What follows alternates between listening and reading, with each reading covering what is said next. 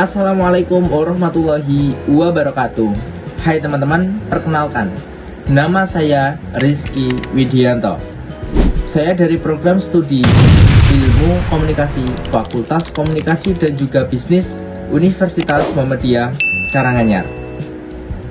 Jadi pada pertemuan kita kali ini kita akan sedikit membahas yaitu materi tentang komunikasi intrapersonal. Apa sih yang dimaksud dengan komunikasi intrapersonal? Jadi, komunikasi intrapersonal itu adalah komunikasi yang dilakukan dengan diri kita sendiri. Terjadinya dimulai dari menerima pesan, mengolah, menyimpan, serta menghasilkan pesan kembali. Dan juga menurut ilmuwan yaitu Everett M. Roger bahwasanya komunikasi intrapersonal itu dari mulut ke mulut dengan interaksi tatap muka atau langsung.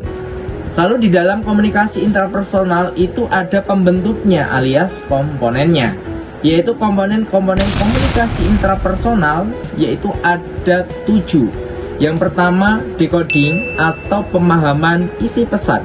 Yang kedua integrasi atau penggabungan pesan. Yang ketiga memori. Yang keempat persepsi.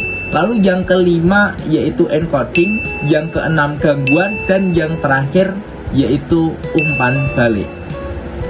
Maka kita bahas satu persatu. Kita mulai dari decoding. Jadi decoding tadi yaitu pemahaman isi pesan, yang mana memahami pesan atau isu tertentu dari apa yang kita pikirkan atau kita pahami dari informasi yang sebelumnya sudah kita dengar.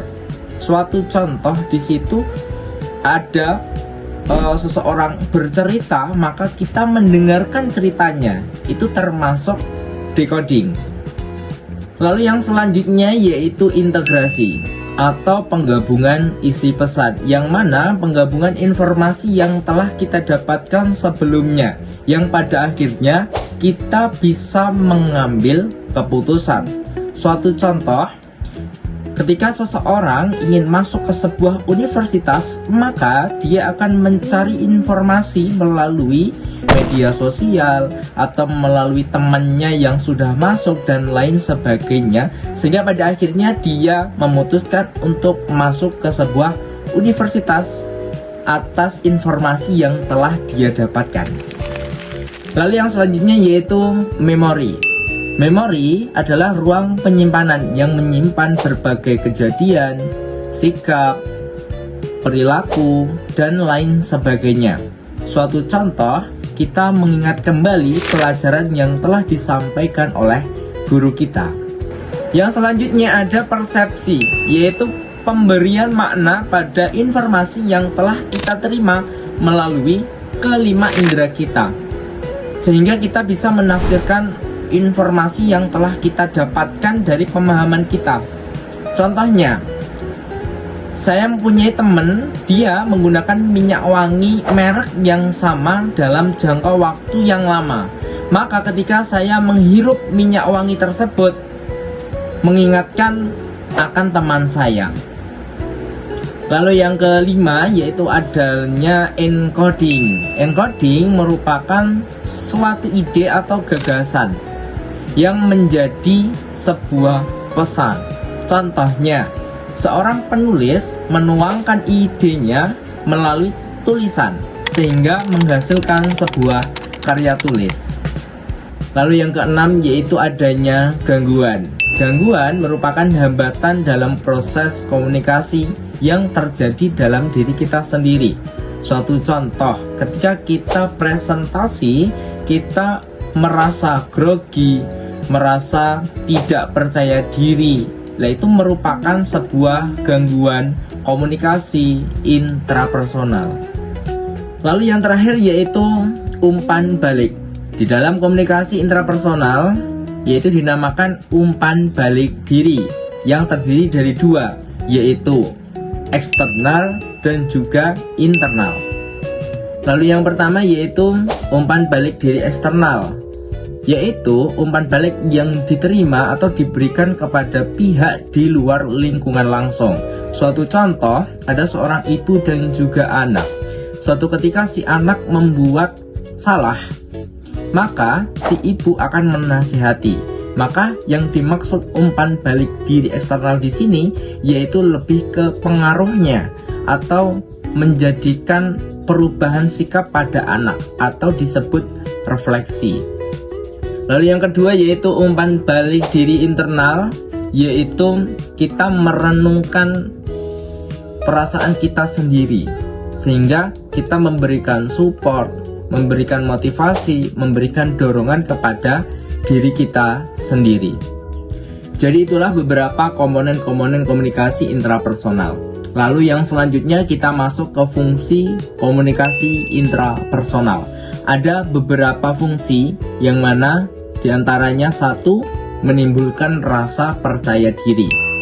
Komunikasi intrapersonal ini sangat membantu agar kita lebih percaya diri dalam meraih tujuan. Suatu contoh, kita berbicara sendiri melewati sebuah cermin.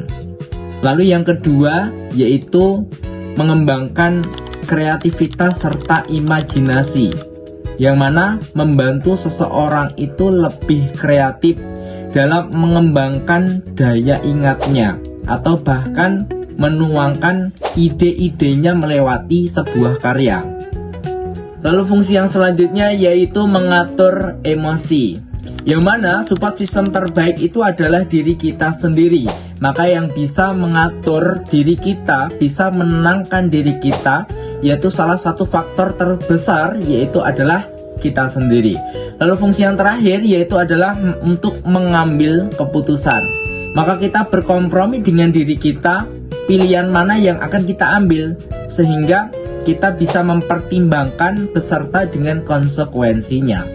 Lalu di dalam komunikasi intrapersonal itu ada jenis-jenisnya, yang mana ada beberapa jenis. Yang pertama self-talk, yang kedua berpikir, yang ketiga melamun, yang keempat menulis, yang kelima introspeksi diri, dan yang terakhir adalah berdoa. Lalu kita bahas satu persatu, dimulai dari self-talk, yang mana yaitu berbicara dengan diri kita sendiri. Mungkin ketika kita sedang sendiri, maka kita merenung ataupun memikirkan sesuatu. Lalu yang kedua yaitu berpikir, termasuk menerima, mengolah, dan memproses suatu informasi di dalam pikiran kita. Lalu yang ketiga yaitu melamun, yaitu membayangkan peristiwa yang lalu atau masa yang akan datang, mungkin memikirkan masa depan. Lalu yang keempat menulis, yaitu menuangkan ide pikiran kita menjadi sebuah hasil karya atau menjadi sebuah karya. Lalu yang kelima yaitu introspeksi diri, yaitu lebih merenungkan pada diri kita sendiri, apa yang telah kita perbuat, sehingga kita bisa mengambil jalan ke depannya bagaimana supaya menjadi seseorang yang lebih baik. Lalu yang keenam yaitu berdoa, yaitu hubungan terhadap Tuhan kita, yaitu melewati atau menuangkan isi pikiran dan perasaan kita. Jadi itulah jenis-jenis komunikasi intrapersonal.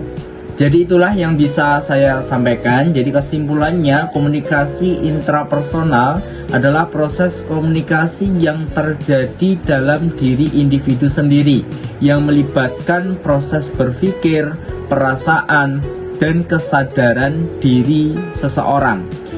Dan komunikasi ini sangat penting dalam kehidupan sehari-hari karena dapat mempengaruhi perilaku, sikap, serta keputusan individu tersebut. Cukup sekian dari saya. Apabila dari awal sampai akhir banyak salah, saya minta maaf yang sebesar-besarnya. Semoga yang saya sampaikan bisa menjadi ilmu yang bermanfaat dan barokah. Akhirul kalam, wassalamualaikum warahmatullahi wabarakatuh.